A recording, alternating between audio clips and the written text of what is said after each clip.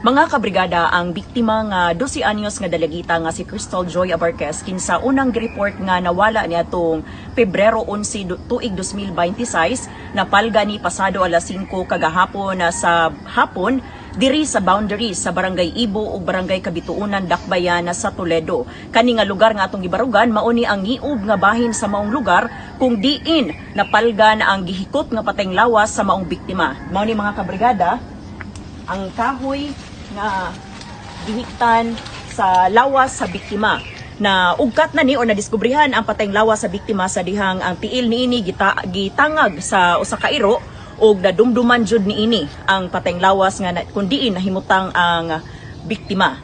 Mao ni ang kahoy gigapos na unya anana sa state of decomposition ang patayng lawas sa maong biktima. Ang gitumbok nga suspetsado sa maong krimen mao ang kabanay rapod sa biktima, mga kabrigada.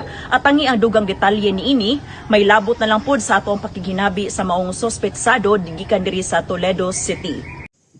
Grabe no, ano masasabi nyo guys? Isa na naman na bata ang pinatay. Ginapo sa puno ng kahoy. Tapos matagal pa bago matagpuan, naagnas na daw. Tinangay pa ng aso yung paa. 12 anyos guys na batang babae. Pero sabi nahuli na daw yung suspect. Grabe yung panahon na ngayon guys. Grabe no.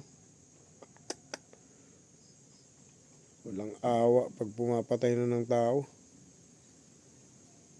Grabe. So, yun guys, hanggang dito na lang. Huwag kalimutan pag-subscribe ang aking YouTube channel. Paki-click lang po yung notification bell dyan sa baba. Ayan, maraming salamat po. God bless po. Thank you for watching.